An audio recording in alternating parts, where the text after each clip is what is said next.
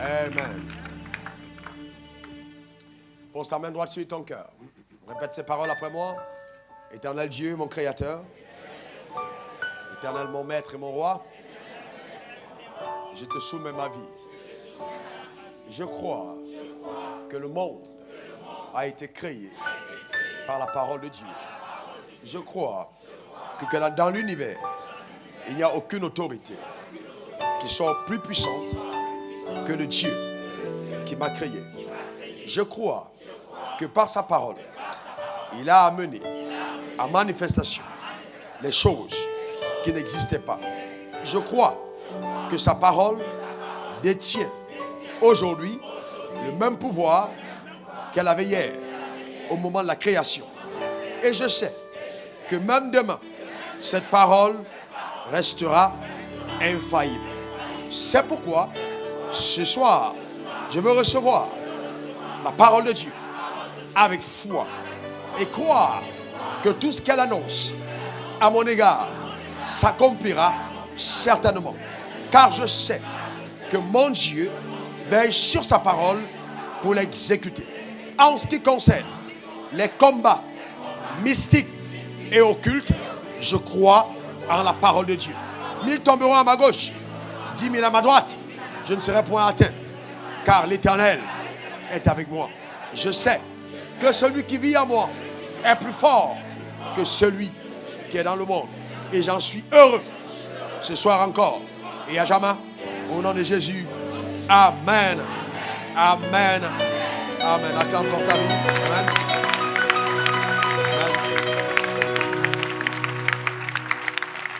Amen. Prends avec moi ta Bible dans le livre de 2 Corinthiens 10 au verset 4. Nous restons debout. On va juste lire 2 versets et nous allons permettre à chacun d'entre vous de s'asseoir dans sa glorieuse présence. Si vous êtes habitué à la présence de Dieu, vous savez qu'elle est là ce soir, d'une dimension extrêmement élevée. Et je peux vous dire avec une ferme assurance que des choses uniques vont se passer dans nos vies ce soir. Je vous garantis, des choses spéciales vont arriver dans nos vies ce soir. Amen. 2 Corinthiens 10, verset 4, il est écrit: car les armes avec lesquelles nous combattons ne sont pas charnelles, mais elles sont puissantes par la vertu de Dieu pour renverser les forteresses. Matthieu 11, verset 12. Il est écrit, depuis le temps de Jean-Baptiste jusqu'à présent, le royaume des cieux est forcé. Et ce sont les violents qui s'en emparent. Amen. Père, merci. Je mets une demande au devant de ton trône ce soir encore. Permets-moi d'enseigner ta parole, conduit par ton esprit. Oh Dieu, merci pour tous les dons actifs dans ma vie en ce moment, qui aident cette parole à sortir avec toute la vie nécessaire. Je veux te rendre grâce, Éternel des armées, pour toutes les personnes qui m'écoutent aujourd'hui ou après, ici ou ailleurs. Merci pour l'extraordinaire visitation par ta puissance au travers de ta parole. Que ton nom soit élevé. Je déclare que cet enseignement viendra condamner l'ignorance, exposer les œuvres des ténèbres, suréquiper les saints, afin que nous puissions sur la terre remporter tous les combats face auxquels nous sommes éternels exposés. Nous sommes éternels de l'ordre de Jésus-Christ. Car il est écrit dans ta parole, Jésus disant, comme le Père m'a envoyé, moi aussi je vous envoie. Nous sommes donc certains que la victoire acquise à la croix est nôtre. Que ton nom soit glorifié, que ton nom soit exalté. Au nom suprême de Jésus, nous avons prié. Que quelqu'un dise Amen 3 fois. Amen, amen, amen. Tu peux t'asseoir dans sa merveilleuse présence. Alléluia. Amen. Nous continuons notre enseignement ce soir sur comment remporter les combats mystiques et occultes. Alors, parlant des combats mystiques et parlant des combats occultes, il est important pour chacun d'entre nous de comprendre qu'il s'agit des combats qui ont lieu dans une sphère invisible. Une sphère que nos yeux ne voient pas. Et comme je l'ai déjà dit, ce n'est pas parce que nos yeux ne voient pas que cela n'existe pas. Bien-aimés, c'est important de comprendre que le monde naturel est gouverné par le monde surnaturel. Et quand nous parlons de surnaturel, il y a 3 dimensions. Nous avons le premier ciel, qui est là où nous sommes, ici, où il y a la puissance militaire, la puissance de la science, la puissance humaine dans cette sphère. Mais bien au-dessus, nous avons une autre sphère qui est la puissance, qui est la sphère de la puissance satanique et diabolique. D'accord? On appelle généralement le 2e ciel. Et au-dessus, donc à partir du 3e ciel, nous avons dans la sphère de la manifestation de la puissance angélique, la puissance divine, la sphère la plus élevée. Et nous avons vu dans cet enseignement que quand nous sommes nés de nouveau, vous voyez, nous sommes assis avec Christ dans les lieux célestes, donc au-dessus de la sphère du 2e ciel. Et donc par conséquent, nous sommes inattaquables, nous sommes invulnérables par toute forme de tractation satanique opérant, soit au 2e ciel opérant, soit au 1er ciel. Donc rien ne peut nous atteindre et rien ne peut nous nuire. Lève ta main droite, dis, ça c'est mon partage. Amen. C'est très important de le comprendre. Cependant, la Bible dit les armes avec lesquelles nous combattons ne sont pas charnelles, mais elles sont puissantes. Vous voyez, il s'agit là du combat de la foi. Ce n'est pas parce que nous sommes enfants de Dieu, ce n'est pas parce que la parole de Dieu nous annonce des promesses que nous allons rester là à ne rien faire, à attendre qu'elle se manifeste simplement parce que la Bible l'a dit. Non, Dieu attend de nous notre collaboration dans le monde physique. D'ailleurs, je voudrais insister sur le fait que la sphère physique, le monde physique, a été donné à l'homme. Celui qui est supposé régner dans cette sphère, c'est l'homme. Dieu créa l'homme à son image, selon sa ressemblance, afin qu'il domine. Donc, la domination a été donnée à l'homme. Donc, toute forme de règne qui a lieu dans la sphère physique, qui n'est pas accomplie par l'homme, est un règne illégal. Et c'est bien la raison pour laquelle le diable, le sachant, a aussi décidé d'infiltrer les hommes pour accomplir son règne sur la terre au travers des hommes. Donc les sorciers, les mages, les féticheurs, etc. sont des agents du monde des ténèbres. En fait, c'est des esprits qui opèrent au travers d'eux pour amener sur la terre le règne de Satan. Mais heureusement d'ailleurs que nous sommes dans notre royaume. Que quelqu'un dise Amen. Et nous avons vu que la Bible dit le diable rôde autour de nous comme un lion rugissant, cherchant qui il dévorera. Ça veut dire que l'enfer même sait qu'il y a des personnes qui sont inattaquables et qu'on ne peut pas dévorer. Si c'était une évidence de dévorer tout le monde, il ne serait pas en train de chercher. Est-ce que quelqu'un comprend de quoi je parle? Lève ta main droite, dit le diable me cherchera, mais il ne me trouvera pas, car je suis inattaquable par la puissance des ténèbres. Dieu m'a rendu invulnérable.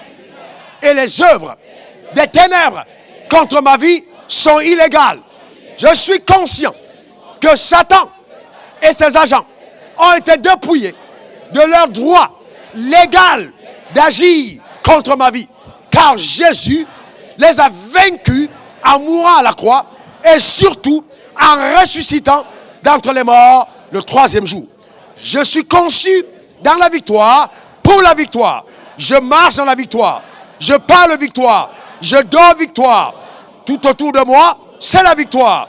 Car je suis établi, fermement établi, dans un royaume de victoire. Au nom de Jésus. Amen. Amen. Et Amen. Donc nous avons vu que, en ce qui concerne les différentes armes que nous avons, il y en a plusieurs.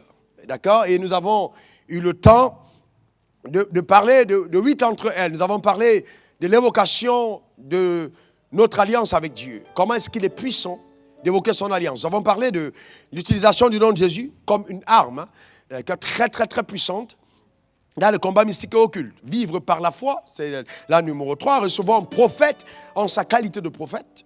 Et nous avons parlé du sang de Jésus, de l'utilisation de l'huile d'onction comme une arme redoutable, comme talisman du croyant, cette puissance dans la bouteille faisant du bien à ceux qui prient avec elle par la foi. Et nous avons vu aussi activer la protection de la cité refuge, le fait d'être dans un environnement où les enfants de Dieu lèvent la main, nous avons dit qu'il y a une telle protection qu'il y a dans la cité refuge et qu'il était important pour les enfants de Dieu d'apprendre à jouir des bénéfices de la cité de Sion. Et nous avons parlé aussi de prendre le repas d'alliance. Quelle merveilleuse révélation. Nous avons découvert dans cet enseignement que l'arbre de vie que nous n'avons pas retrouvé dans le jardin d'Éden, nous le retrouvons dans le repas d'alliance. Amen, c'est justement ce que le repas d'alliance est pour nous. Donc il y a de la vie dans ce repas. Nous ne revenons pas sur l'enseignement. Maintenant, nous allons continuer ce soir avec deux autres armes. Mais premièrement, je voudrais insister sur le fait qu'il est écrit dans Hébreux 11, verset 6, « Or, sans la foi, il est impossible de lui être agréable. Il faut que celui qui s'approche de Dieu croit que Dieu existe. » Bien-aimés, la force que nous avons dans le combat spirituel nous vient d'abord de notre capacité à croire en Dieu. C'est très important. Que celui qui s'approche de Dieu croit qu'il existe. Malheureusement, beaucoup d'enfants de Dieu vont à l'église, mais cessent de croire en l'existence de leur Dieu. Nous allons le voir. D'accord? Il y a des gens qui viennent adorer, qui lèvent les mains, mais qui ne croient plus que Dieu soit capable d'agir. D'accord? Dans la Bible dit, celui qui s'approche de Dieu doit croire que Dieu existe. Et Galates 3, verset 11, il est écrit, le juste vivra par la foi. D'accord? C'est un requis, c'est une exigence. Le juste doit vivre par la foi. Ça veut dire quoi? Ça veut dire que le juste fonde sa vie sur sa capacité à croire à ce que la Bible dit. Que quelqu'un dise Amen. C'est de ça qu'il s'agit. Parce que la foi, c'est la confiance que nous plaçons en Dieu. Bien-aimé, ce que la Bible dit est vrai. D'accord? Amen. On n'a pas à y ajouter quoi que ce soit. La parole de Dieu est assez suffisante pour apporter dans ta vie ce qu'elle contient comme promesse. Il faut juste croire. D'accord? C'est pourquoi nous ne marchons pas par la vue, mais par la foi. Quel que soit le diagnostic dans la sphère naturelle, nous avons vu tout ce qui est visible est passager. Et ce qui est invisible est éternel. Et la parole de Dieu a la capacité de changer toute situation dans laquelle nous nous trouvons. Donc c'est important de comprendre que la foi joue un rôle de taille en ce qui concerne le combat spirituel, mystique et occulte. Parce que ce qu'on va voir ce soir, si vous n'avez pas la foi, vous n'opérez pas dans cette sphère. Nous allons aller à la sphère élevée. Si tu n'as pas la foi, tu n'agis pas à cette dimension. Donc il est important d'avoir la foi. Très important. Jésus a dit, quand je reviendrai sur la terre, est-ce que je trouverai encore la foi? Vous savez, les hommes ou les femmes de foi sont des espèces en voie de disparition dans le corps de Christ. On a beaucoup plus de religieux que de personnes qui croient en Dieu. Mais il faut croire. C'est par la foi que ça marche dans le royaume des cieux. C'est très important. Et, comprenez-moi attentivement, vous ne pouvez pas opérer dans la sphère de la foi sans la connaissance des promesses de Dieu. Je reprends. Vous ne pouvez pas opérer efficacement dans la sphère de la foi sans la connaissance des promesses de Dieu. Plus vous connaissez les promesses de Dieu, plus votre foi grandit. C'est dans ce sens que la Bible dit, la foi vient de ce qu'on entend, et ce qu'on entend vient de la parole de Dieu. La connaissance révélée de ses promesses. Et les promesses de Dieu sont oui et amen. Amen. C'est très important. Et vous voyez, les promesses de Dieu sont contenues dans sa parole. Quelqu'un dit amen. Les promesses de Dieu sont contenues dans sa parole. Et Osée 4, verset 6 dit, mon peuple est détruit parce qu'il lui manque la connaissance. Alors lève ta main droite, dis-moi, je ne serai pas détruit. Parce que je vais en quête de la connaissance. Vous voyez, la Bible dit, puisque tu as rejeté la connaissance, je te rejetterai. Vous voyez, la connaissance, c'est la clé. Avoir accès à la connaissance, c'est vraiment la clé. C'est vraiment la clé. Bien aimé, en étant régulièrement en contact avec la parole de Dieu, malheureusement, beaucoup d'enfants de Dieu ne lisent plus leur Bible. Beaucoup d'enfants de Dieu ne passent pas le temps dans l'étude de la parole de Dieu, mais en étant en contact avec la parole de Dieu. Vous transférez la connaissance divine de la Bible dans votre homme intérieur. Vous voyez, il y a un transfert. Vous puisez au puits intarissable de sa connaissance et vous amenez ça dans votre homme intérieur. Quand vous prenez la Bible et vous êtes en contact avec elle, votre intelligence humaine se frotte à la sagesse divine, se frotte à l'intelligence divine, et vous commencez à être renouvelé de l'intérieur. En fait, qu'est-ce qui se passe? Vous puisez au puits de Dieu, et vous venez déverser dans votre homme intérieur la vie qui vient de Dieu, par sa parole. Vous voyez ce que je suis en train de dire? Et si vous êtes spirituel, vous comprenez profondément ce que je dis. Chaque fois que vous êtes en contact avec la Bible, l'onction de sa parole vous enrobe. Parce qu'il y a l'onction dans sa parole. Elle vous enrobe. Elle pénètre dans votre homme intérieur. La Bible dit que la parole de Dieu est puissante et pénétrante. Plus tranchante qu'une épée à double tranchant. Elle sépare l'âme et l'esprit, joint tuer Moël. Mais comment ça? Un jour, faisais 3 jours de jeûne en 1995. Et j'étais au 3e jour, à sec. Et je passais mon temps à lire la Bible, à la méditer, à la déclarer sur ma vie. Et je me suis couché et j'ai eu une vision. Alors, je suis couché sur mon lit et je voyais toutes mes veines remplies de sang. Et le sang circulait dans tout mon corps. C'était comme sorti de mon corps et je voyais coucher. Et dans mes veines, j'ai remarqué que ce qui circulait à l'intérieur, c'était la parole de Dieu, qui coulait dans les veines. Et puis c'était lumineux à l'intérieur de mon corps. Donc je n'avais pas compris cette vision. Je me suis réveillé, je n'ai pas compris ce que ça voulait dire. Jusqu'à ce qu'un jour, Dieu me dise, quand tu es en contact avec ma parole, la parole descend dans ton homme intérieur et elle opère dans ton système. Ouais, c'est très important. Et quand vous marchez, même les démons reconnaissent une divinité que vous transportez. Est-ce que vous êtes avec moi? C'est très important. La connaissance de la parole de Dieu. D'accord? C'est très, très important. Très important. Et vous voyez, quand on parle de foi, ok? Quand on parle de foi, il est important de comprendre que la foi ne s'arrête pas au simple fait de dire je crois. Non. Non, les démons croient et ils tremblent. C'est pas je crois, parce que si je vous demande est-ce que vous croyez, tout le monde va dire je crois. Dans la sphère spirituelle, ce n'est pas l'affirmation de sa foi dans la bouche qui démontre sa foi. Ce sont les œuvres que nous posons. Hébreux 11, verset 4 dit, c'est par la foi qu'Abel offrit à Dieu un sacrifice plus excellent que celui de Caïn. C'est par la foi qu'il parle, encore plus quoi que mort. Vrai ou faux? Donc, vous voyez, son action était la démonstration de sa foi. Et Jacques dira, dans Jacques 2, verset 26, comme le corps sans âme est mort, de même la foi sans œuvre est morte. Donc, on doit atteindre la dimension où notre foi témoigne par les œuvres.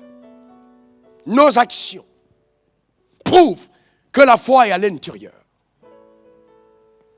Est-ce que quelqu'un me comprend? Vous savez, dans la vie de tous les jours, un enfant de Dieu sera constamment environné de batailles et de défis. C'est tout à fait normal. Mais ce n'est pas dans le but de te terrasser ou de te détruire. Mais ce sont des opportunités pour que ta foi s'exprime. Est-ce que quelqu'un me comprend? C'est très important. Éphésiens 6, verset 16 dit que nous devons, par-dessus tout, n'est-ce pas, prendre le bouclier de la foi, par lequel vous pourrez éteindre tous les traits enflammés du malin. Donc je viens de te dire que quel que soit ce que le malin fait, suis-moi attentivement. Quand tu es en contact avec les Écritures, tu arrives à discerner l'action de Satan avant qu'elle n'arrive. Parce que c'est l'intelligence divine. J'ai vu beaucoup de gens séduits parce qu'ils ne connaissent pas Dieu. Mais quand tu connais la Bible, tu es plus intelligent que le diable. Donc quand il arrive et il essaie de ruser, tu dis petit frère, calme-toi. Amen. Amen, je sais ce que tu es en train de faire. Tu es serein. Parce que tu connais les choses de Dieu.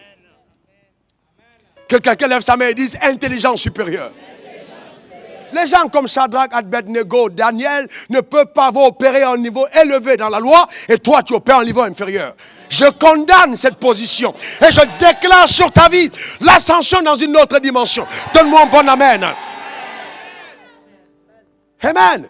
C'est très important. Donc nous allons à l'arme numéro 9 maintenant, pour que vous êtes, chacun d'entre vous, ok, vous êtes prêts à recevoir la parole. Amen. Je peux voir dans vos regards que la foi a commencé à scintiller dans votre homme intérieur. Et là, maintenant, on peut aller à l'arme numéro 9. Ça va pour chacun d'entre nous? Arme numéro 9, déclencher la sémence de foi. Ce que je vais vous enseigner tout à l'heure Je vous garantis, c'est énorme. Ça va te faire un bien incroyable. Incroyable. Cette révélation va bouleverser ton être. Je vais vous raconter 5 merveilleuses histoires de la Bible qui vont nous démontrer par les Écritures, parce que la Bible s'explique elle-même, comment dans le combat spirituel, le combat mystique et occulte, des hommes ont été conduits à déclencher la sémence de foi et à triompher grandement. Et vous voyez, beaucoup de personnes ne comprennent pas le rôle de la sémence de foi. La première histoire, c'est le roi de Moab. Allons-y dans 2 Rois 3, versets 26 à 27. Comme on a 5 histoires, on va aller un peu vite. D'accord? Je crois, j'ai confiance au Saint-Esprit qui amplifie la connaissance dans votre homme intérieur et qui vous donne d'entendre des mots que je n'ai même pas prononcés. Quelqu'un dise un bon amen. 2 Rois 3, vous y êtes? La Bible dit le roi de Moab, voyant qu'il avait le dessous dans le combat. Qu'est-ce qu'il était en train de faire? Il était en train de combattre. Est-ce qu'il gagnait le combat?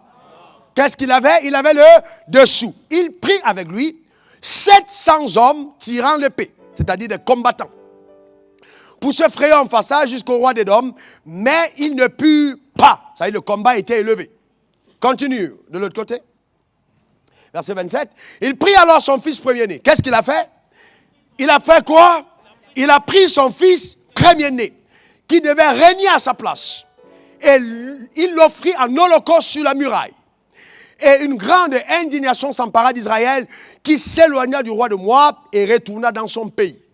Donc il était, vous voyez, il avait perdu le combat. D'accord? Il allait non seulement mourir, mais voir sa famille mourir et voir tout le monde détruit. Il a pris 700 hommes dans le combat, il n'a même pas pu se frayer un chemin. Quand soudainement, il s'est rappelé d'une âme fatale dans le combat. La sémence de foi. Il a pris son fils, son premier-né, qui devait régner à sa place. Il a posé un holocauste sur le mur. Et la Bible dit, dès qu'il a posé un holocauste, l'indignation s'est emparée d'Israël et ils sont retournés. C'est-à-dire, le combat a pris fin dès cet instant, à cause de la sémence de foi. Ça vous rappelle quelque chose? Le combat était terrible. Au moment d'Abraham, quand Abraham a posé son propre fils sur la montagne, Dieu lui-même, pour remporter le combat auquel de notre rédemption, a posé son fils en sacrifice sur la croix. Bien, mais il y a des moments dans le combat spirituel, le combat mystique et occulte, où le Saint-Esprit te conduira à planter une sémence de foi pour mettre fin à la bataille. Et quand le Saint-Esprit te dirige dans cette dimension, aucune prière ne peut agir. Tu prendras tous les pasteurs les plus hauts de la terre, ils vont t'imposer les mains, les cheveux vont sauter, tu peux devenir même chauve, tu vas tomber, tu vas rouler, le problème ne sera pas résolu. Parce que quand le Saint-Esprit te dirige, aucun loin de la terre ne peut donner une autre direction. Parce que loin est là pour servir les intérêts de Dieu. Est-ce que quelqu'un comprend de quoi je parle? C'est très important. Ok? La deuxième histoire, l'histoire de la veuve de Sérepta. 1 Roi 17, verset 13 à 16. Élie, vous voyez, c'est une femme qui vit. Élie a déclaré par la foi la sécheresse dans le pays. Un homme de foi a parlé, il dit que le ciel ne fasse plus de ça la pluie. Et il y a une sécheresse pendant 3 ans et demi. Donc cette dame veuve, qui avait déjà perdu quoi? Son mari, et qui avait son fils unique, d'accord, était sur le point de mourir. Il lui manquait son dernier repas, le tout dernier. Et donc, Élie, entre-temps, avait une visitation extraordinaire au bord du torrent, où le corbeau venait, lui apportait du pain et de la viande, le matin et le soir. Alors Élie était à l'aise. Et soudainement, le torrent a séché. Les problèmes sont arrivés dans la vie de ce prophète. En fait, Dieu a causé des problèmes au prophète parce qu'il voulait sauver la veuve. Quelqu'un ne comprend pas de quoi je parle. Il est possible souvent qu'un homme de Dieu qui est loin se trouve dans une situation délicate, pas parce que le ciel l'a oublié, mais parce que le ciel crée cette situation délicate pour te permettre, toi, de remporter ton combat mystique et occulte. La provision ne faisait pas défaut, mais le torrent a séché, le corbeau a arrêté de venir parce que Dieu créait la délocalisation. Amen. Ne sois pas en train de paniquer quand la provision sèche dans un endroit précis. J'ai appris une chose avec Dieu, sa provision est mobile. Elle se balade, elle n'est pas dans le même endroit. Elle se déplace. Et donc, le lieu de l'approvisionnement avait changé. Il a conduit chez la veuve. Et vous savez, Dieu est tellement incroyable que normalement, si c'était pour nourrir le prophète, il l'aurait amené chez le roi. Parce que les réserves du palais sont immenses. Le problème n'était pas nourrir le prophète, le problème était sortir la veuve du danger de mort. La femme était sous l'oppression. Elle était en train de mourir. Vous imaginez une femme dans sa maison qui prend son dernier repas et qui commence à réciter ses prières pour dire, bon, maintenant on meurt avec son fils. Le prophète arrive dans la maison. Et il demande à la dame, donne-moi de l'eau à boire. La dame dit, ok, il n'y a pas de problème. C'était une bonne femme. Elle est en détresse, mais elle essaie de pourvoir aux besoins d'autrui. Elle donne de l'eau. Mais il va plus loin, il dit maintenant, fais-moi à manger. La dame lui dit, écoute, là, tu vas trop loin. Et là, il me reste un dernier repas. J'ai fait un repas pour moi, mon fils et moi, on mange, et après quoi, on meurt. Donc, en ce moment précis, je crois que prophétiquement, en ce moment, le prophète va interpréter la nouvelle direction. Il va se dire, tiens, si Dieu m'a envoyé ici, alors qu'il dit que je viens manger, je viens être nourri ici, et qu'il n'y a plus à manger, ça veut dire qu'il envoie mon onction dans cette maison pour provoquer dans la maison la provision sans fin. Parce qu'il est écrit, celui qui donne un verre d'un prophète en sa qualité de prophète recevra la récompense de prophète. Et Élie est un prophète qui connaissait son onction. Il dit à la femme, notez bien, c'est plus le ciel qui parle, c'est lui qui parle. Quand vous avez compris en tant que one de Dieu, la situation, le ciel n'a plus besoin de parler. Le ciel attend maintenant que vous preniez des décrets. Il dit à la dame, ne t'inquiète pas. Fais d'abord le repas, mais donne d'abord ma part. Si on avait des gens d'aujourd'hui, surtout d'Abidjan, on allait dire, on vous a bien dit que ce gars, regardez, il est allé manger chez une veuve, allez prendre son dernier repas. Bien aimé, le royaume des cieux ne fonctionne pas comme le royaume terrestre. Les voies de Dieu ne sont pas nos voies. Il frappe de sagesse, de folie la sagesse des hommes. C'est ce que Dieu dit. Donc quand Dieu opère, il n'y a pas de logique. La foi ne te permet pas d'être logique. Parce que la foi va t'amener à emprunter des voies qui aux yeux des hommes va paraître un suicide. Mais alors que le résultat, c'est le miraculeux. Je peux vous donner témoignage après témoignage de l'intervention céleste dans ma vie. Comme vous n'imaginez pas. Et puis la femme se prépare donc, et elle va rapidement et fait le truc, et puis elle donne d'abord la part. Et puis il dit à la dame, et l'huile et la farine ne cesseront point dans ta maison. Mais écoutez-moi très bien, cette femme est passée à côté, à la frontière de la mort, mais elle n'est pas morte. Pourquoi? Parce qu'au moment crucial, elle a su apporter la sémence de foi. C'était la dernière chose qu'il restait, mais elle s'est dit, dans tous les cas, je n'ai rien à perdre. Si cet homme mange et que sa parole ne marche pas, je meurs quand même. Est-ce que quelqu'un comprend? Donc tout ce qu'elle avait à faire, c'était à gagner. Elle dit, et si ça marche, sait-on jamais? Elle dit, ok, prends ta part. On va réduire notre portion parce que le prophète est arrivé. Elle n'était jamais allée à l'école de ce prophète. Jamais. Elle n'était jamais. Ce n'était pas une étudiante de l'école biblique. Je vais plus loin. Je vais montrer quelque chose que vous allez aimer. Cette femme, Jésus va rendre témoignage d'elle plus tard. Il va dire de cette femme qu'au moment de la sécheresse, Élie n'est pas allé chez une femme d'Israël. C'est-à-dire que cette femme était non-juive. C'est-à-dire dit encore en plus qu'elle n'était pas liée dans l'alliance abrahamique. Est-ce que quelqu'un me comprend? Dans l'Ancien Testament. Vous voyez? Donc, c'est important. Dans l'Ancien Testament. Et plus tard, quand vous lisez bien l'histoire, on reviendra dans un autre message en profondeur là-dedans. La farine et l'huile vont commencer à couler dans sa maison. D'accord? Cette maison qui a été attaquée, l'atmosphère change à cause de son offrande. Et puis son enfant va mourir.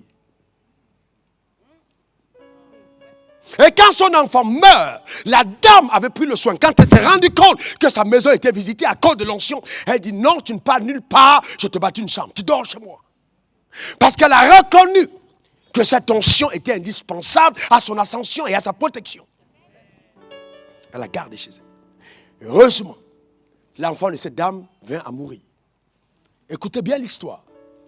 Dans l'Ancien Testament, par cette histoire, Dieu va démontrer que son propre fils, qui viendra à mourir plus tard, ne viendra pas seulement pour les Juifs, mais aussi pour les païens. Parce que cette femme qui n'était pas juive a vu son enfant dans sa maison, revenu à la vie quand le prophète a parlé sur sa propre destinée. Ce n'était pas une juive. Bien aimé, les gens seront, vous savez, pour être étonné de voir quelqu'un qui n'est pas à l'église, quelqu'un qui ne prie pas, quelqu'un qui n'a jamais donné sa dîme, qui n'a jamais chanté des cantiques, mais à cause d'une offrande, une semence de foi, paf, le Seigneur lui rend visite. Ce principe marche même pour les païens, comme pour les chrétiens, comme pour les enfants de Dieu, ça marche. Ce n'est pas un principe qui est limité à ceux qui font ribonda, ribo. Non, ça n'a rien à voir. C'est un principe qui marche pour quiconque. Quelqu'un dit quiconque. Est-ce que quelqu'un peut encore dire quiconque? Maintenant, troisième histoire. Regardons l'histoire de comment est-ce que Jacob a été béni. Wow. Qui sait comment Jacob a été béni? Regardez Genèse 27, versets 22 à 29. Jacob s'approcha d'Isaac, son père, qui le toucha et dit, la voix est la voix de Jacob, mais les mains sont les mains d'Ésaü. La voix, c'est la voix de qui? La voix, c'est la voix de qui? Quand vous êtes aveugle, vous reconnaissez quelqu'un par sa voix ou par ses mains? Si vous êtes aveugle, vous reconnaissez quelqu'un par la voix ou par les mains? Quand il dit, la voix, c'est la voix de Jacob, mais les mains, ce sont les mains d'Ésaü, pensez-vous qu'il ne sait pas que c'est Jacob? En fait, on va revenir dessus, continuons l'histoire, il ne l'a reconnu pas. Parce que ses mains étaient velues comme les mains d'Ésaü, son frère, et il le bénit. Bien aimé, il s'agit d'un transfert de bénédiction. Je pense que si il ne savait pas ce qu'il faisait, il aurait quand même appelé quelqu'un pour dire, viens un peu m'aider. Qui est devant moi? N'est-ce pas? Au moins il parlait. Même s'il était aveugle, il parlait. Il aurait appelé pour dire, venez m'aider, je veux voir qui est devant moi. Mais il ne dit rien du tout. Mais il prend le soin de le bénir. Et il dit, c'est toi qui est mon fils Ésaü? Et Jacob répondit, c'est moi.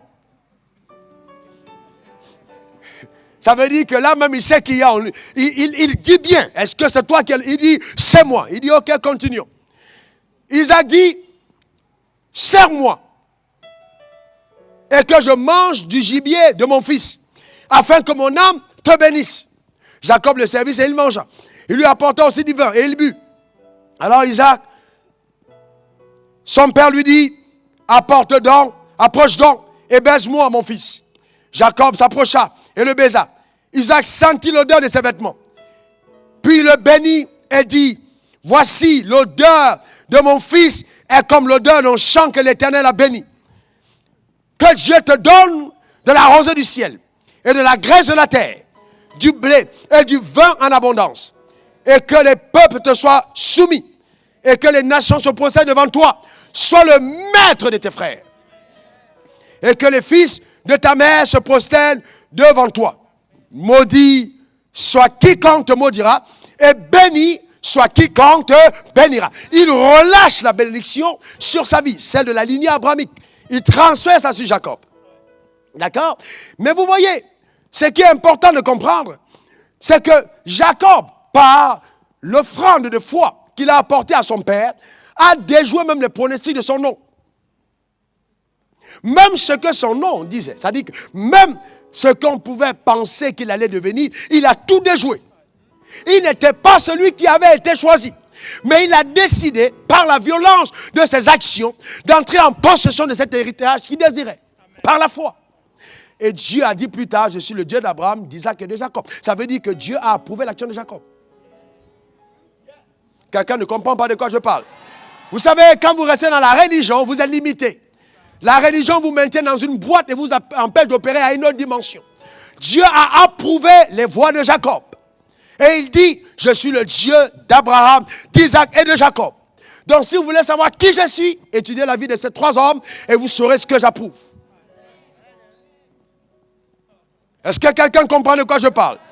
Mais vous voyez, dans le monde spirituel, ton offrande masque ton identité. Et te donne accès aux promesses des alliés. C'est-à-dire, ton offrande de foi, quand elle est posée sur l'autel, Dieu ne regarde pas ton identité. C'est un principe. On n'a pas dit non, c'est un enfant de Dieu, non, il va à l'église. Non, sinon, une fois que c'est une semence de foi, déposée sur l'autel, quand ils ont besoin du royaume, et la personne qui pose sur l'autel, Dieu ne regarde pas d'où il vient. Le problème, c'est qu'il faut comprendre ceci. L'accès à l'héritage de la terre n'a rien à voir avec l'accès au ciel. Les gens confondent les deux. Je peux hériter des choses de la terre et ne pas aller au ciel. L'héritage des choses de la terre, ce sont les lois et les principes de Dieu. L'héritage du ciel, c'est Jésus-Christ. Beaucoup d'enfants de Dieu ont Jésus et ils chantent, alléluia, j'ai Jésus, j'ai Jésus. C'est vrai, c'est vrai. On va au ciel. Mais le règne sur la terre, ce sont les lois et les principes. Tant que je ne les mets pas en application, je n'ai pas accès aux promesses de Dieu. Je peux jeûner 1000 ans, je peux prier 1000 ans, mais il y a un type de combat que je ne remporte pas tant que la semence de foi n'est pas sur l'autel. Vous voyez? C'est très important. Très important. Regardez encore l'instruction prophétique donnée à Gédéon. Dans Juge 6, versets 25 à 26. L'Éternel apparaît à Gédéon, il dit, prends le jeune taureau de ton père et un second taureau de 7 ans. Renverse l'autel de Baal qui est à ton père et abat le pieu sacré qui est au-dessus. Tu bâtiras ensuite et tu disposeras sur le haut de ce rocher un autel à l'Éternel ton Dieu. Tu prendras le second taureau et tu offriras un holocauste avec le bois de l'idole que tu auras abattu. D'accord? C'est Dieu donne l'instruction à Gédéon qui a reçu la visite de l'ange pour l'aider à combattre. Et Dieu lui dit, pose devant l'autel le sacrifice. Pourquoi? Parce qu'il sait qu'après pour cet autel qui a été renversé, pour que le ciel intervienne efficacement à l'égard de Gédéon, il fallait qu'un sacrifice soit posé sur l'autel. Est-ce que quelqu'un comprend de quoi je parle? Amen. Amen. C'est très important. Dans le combat spirituel et mystique, l'offrande joue un rôle sacré. D'ailleurs, avant de continuer, pourquoi est-ce que vous pensez que quand quelqu'un va chez un féticheur, le féticheur demande d'abord une offrande? Pourquoi il te dit, même s'il ne veut rien prendre, il dit jette une pièce par terre? Parce que dans le monde spirituel, l'offrande sert de transaction. Je ne peux pas obtenir quelque chose dans cette sphère si je n'ai pas donné quelque chose. C'est une loi, donc c'est une transaction. Pour qu'il y ait échange, il faut qu'il y ait sacrifice. Est-ce que quelqu'un me comprend? C'est très important. Très important. Et si vous lisez bien l'histoire des juges, si vous allez vous rendre compte que Gédéon avait même déjà posé une offrande avant sur l'autel, avant que Dieu n'insiste pour dire, rebâtis ça, fais ci, et puis dépose encore une offrande. D'accord? C'est très, très important. Dans le monde, dans le combat spirituel, c'est important. D'accord? De comprendre justement le rôle que joue la sémence de foi. D'accord? La cinquième histoire, et la dernière pour illustrer, c'est la victoire mémorable d'Abraham. Après 25 ans de lutte et de conquête inlassable, il a remporté sa victoire. Comment est-ce qu'il a gagné comment est-ce qu'il a fait pour triompher? Qu'est-ce qui a amené Abraham à sortir de 24 années de combat sans fin? N'oubliez pas qu'Abraham reçoit une promesse dans Genèse 12. Dieu dit, quitte ton pays, t'appartiens à la maison de ton père, vas-y dans le pays que je te montrerai, je te bénirai, je rendrai ton nom grand, je ferai de toi une source de bénédiction. Est-ce que Abraham a reçu une promesse? Quels sont ceux qui disent oui? Très bien. Donc vous voyez que la promesse que Dieu te donne ne suffit pas à son accomplissement par elle-même. Il y a derrière chaque promesse qui vient de Dieu, chaque instruction prophétique que Dieu te donne, chaque promesse que Dieu t'annonce, une instruction prophétique. Donc l'instruction prophétique devient la clé qui te permet d'ouvrir les trésors et manifester la promesse. Donc tant qu'il n'y a pas une instruction, je ne peux pas avoir accès à la parole prophétique qui m'a été donnée. Chaque parole prophétique cache une instruction prophétique. Ok, est-ce que quelqu'un comprend de quoi je parle? Je reprends pour rendre ça simple. Hein? Regardez dans Genèse, là il n'y avait pas de péché. Dieu bénit l'homme. Vrai ou faux? Il dit, sois fécond, multiplie, je tire en domine. Vrai ou faux? Mais qu'est-ce qu'il lui donne comme instruction? Il y a une instruction prophétique derrière. D'accord? Il dit, je te donne le fruit d'arbre, portant de la sémence sera ta nourriture. Pourquoi il dit fruit d'arbre portant de la sémence? Pourquoi il met sémence? Comme pour dire, la sémence qui est dans le fruit conditionne l'accomplissement des promesses que j'ai faites. Si tu sèmes en mangeant le fruit, tu retires la sémence, tu mets en terre, je te garantis que la parole que j'ai dite va arriver. Mais si tu ne respectes pas la sémence, alors je n'aurai pas de respect pour toi. Parce qu'en fait, c'est la sémence qui détermine ton futur. Est-ce que quelqu'un comprend de quoi je parle? D'accord, donc, imaginons qu'Adam mangeait des fruits et jetait la sémence sans remettre en terre. Est-ce qu'il aurait été béni d'autres fruits sur la terre? Non. La gestion de la sémence détermine justement l'accès à l'héritage.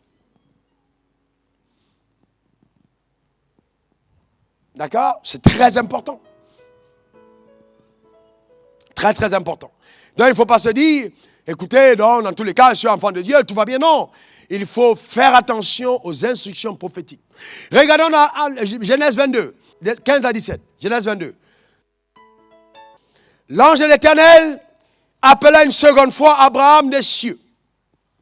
Et dit, je te le jure par moi-même, parole de l'Éternel, parce que tu as fait cela, et que tu n'as pas refusé ton fils, ton unique, je te bénirai et je multiplierai ta postérité comme les étoiles du ciel et comme le sable qui est sur le bord de la mer. Regardez ce qu'il suit, s'il vous plaît, pour vous montrer que là, il s'agit d'un combat remporté. Et il lui dit, et ta postérité possédera les portes de tes ennemis. Chaque fois qu'on dit ennemi, il s'agit du combat. Donne-moi un bon amen. Il dit, ta postérité possédera les portes de tes ennemis. En quelque sorte, Isaac posé sur l'autel était la garantie de la victoire de la postérité d'Abraham. Donc si cette sémence n'était pas posée sur l'autel, il n'y avait pas de victoire. N'oublions pas que cette sémence est ce qui a autorisé le ciel à envoyer Jésus sur la terre. Abraham n'est pas appelé le père de la foi à cause de l'immensité des bénédictions qu'il a reçues, mais à cause de la grandeur de son sacrifice sur l'autel de Dieu. Donc la foi sacrifie. Vous ne pouvez pas dire, je suis un homme de Dieu, un homme de foi, une femme de foi, un enfant de foi, sans sacrifice. Le sacrifice est ce qui démontre ta foi. Merci pour cet amen isolé. Est-ce que quelqu'un me comprend? Je vois certains visages déjà un peu sérieux. Dieu ne t'a pas demandé de lui apporter ton argent, non, tu peux garder pour toi. Est-ce que quelqu'un comprend? Non, non, non. Tu peux garder pour toi. Tu ne verras jamais Dieu à Sococet. Tu ne verras jamais Dieu prendre l'avion. Vous avez déjà vu Dieu dans l'avion? Vous êtes en business class, vous avez vu Dieu entrer dans ta chaise à ceinture? Jamais. Vous avez déjà vu Dieu aller chez Mercedes avec une voiture? Il n'en a pas besoin, bien-aimé. Chaque fois que la sémence t'est demandée, c'est pour ton bien. Est-ce que quelqu'un comprend de quoi je parle? C'est pour ton bien. J'ai entendu les gens dire, oh, si vous ne donnez pas, on ne peut pas construire le temple. Si vous ne donnez pas, oh, comment est-ce que le pasteur va faire pour l'œuvre de Dieu? Bien-aimé, la Bible n'a jamais dit ça. Tu peux garder ton argent chez toi et l'œuvre de Dieu se fera sans toi. Est-ce que quelqu'un me comprend? Il faut qu'on arrête ce mensonge dans l'évangile. Oui, pitié, pitié, la facture du pasteur n'est pas encore payée. On va couper le courant de votre pasteur. C'est l'église qui a appelé le pasteur? C'est vous qui m'avez appelé? Jamais. Il n'y a pas de carburant dans ma voiture. C'est vous qui m'avez appelé. Est-ce que vous savez que chaque fois que vous comptez sur les poches des gens, vous limitez votre provision? Le ciel est assez immense et notre Dieu assez riche pour nous combler de toutes sortes de biens. Quelqu'un dise Amen. Amen. Bien-aimé, la sémence de foi. Laissez-moi vous parler de 15 choses que la sémence de foi va produire dans ta vie et ta destinée. Voyez, premièrement, il faut comprendre que la sémence de foi que Dieu met entre tes mains a la capacité de relâcher dans ta vie ce que Dieu t'a promis. C'est dans la sémence de foi que se retrouve la capacité d'amener à manifestation la promesse de Dieu. J'annonce sur la vie de quelqu'un ici ce soir que quel que soit ce que le ciel t'a promis, Dieu saura te conduire dans la manifestation de la promesse au travers de tes sacrifices. Quelqu'un dise Amen. Amen. C'est important de comprendre. Voyez, souvent la sémence de foi peut paraître insignifiante.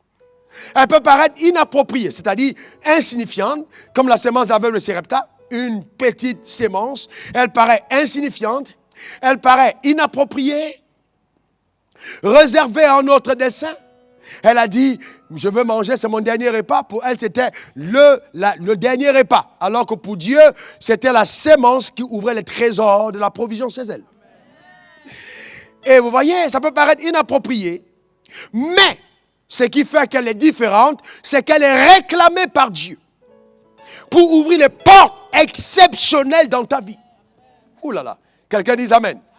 Elle est réclamée par le ciel. Le ciel dit, je veux ça, donne-le-moi. Je veux ouvrir le ciel pour toi avec. Vous voyez que chaque fois que Dieu veut ouvrir les trésors du ciel, il réclame de toi quelque chose sur la terre. Et dit, donne-moi. Il mit Abraham à l'épreuve. Donne-moi ton fils, ton unique. C'était une épreuve. Donne-le-moi. Pourquoi? Parce que Isaac était la clé qui ouvrait les trésors du ciel pour Abraham. L'une des raisons pour lesquelles je ne serai jamais pauvre, c'est parce que j'ai compris ça. Quelqu'un dise un bon amen. Est-ce que quelqu'un me comprend? Bien-aimé, la parole de Dieu marche. Dis ça marche et je crois. Voyez? Donc, la première chose qu'on dit, c'est que la sémence de foi peut paraître très insignifiante, inappropriée, réservée à un autre dessein, mais réclamée par Dieu pour ouvrir des portes exceptionnelles dans ta vie. La deuxième chose qu'elle fait, c'est que la sémence de foi met fin au combat et apporte dans ta vie une assistance surnaturelle. Elle met fin au combat. Quand la sémence d'Abraham a été posée, le combat était terminé.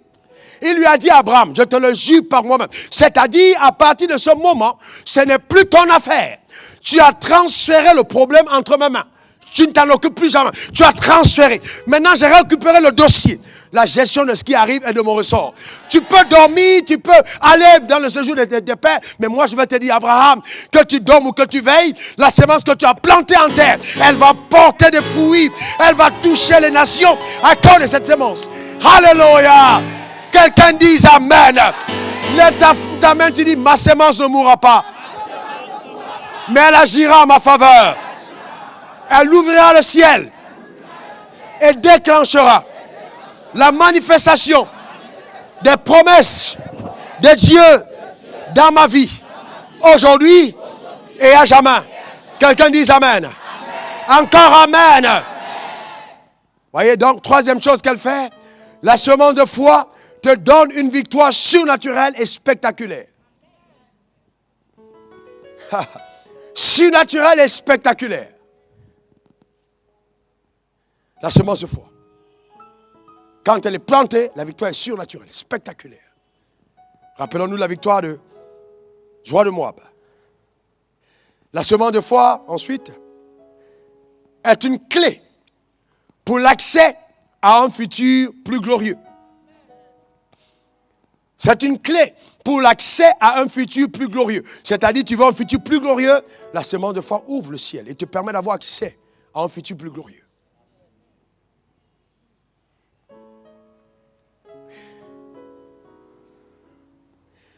S'aimer une semence de foi, elle a garanti que tu vas passer le palier actuel de tes avoirs ou des richesses et aller à un palier plus élevé.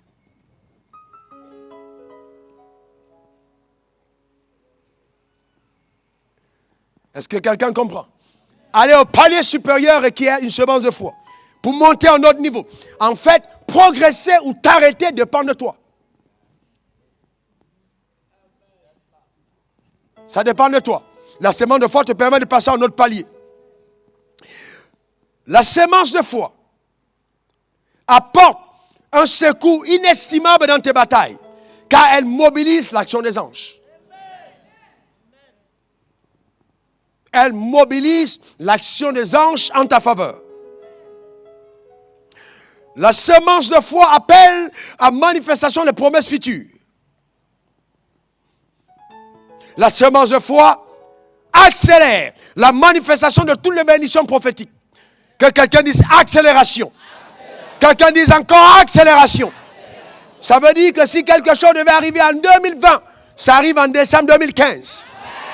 Je prophétise l'accélération sur ta destinée au nom puissant de Jésus. Quelqu'un dise Amen. D'accord?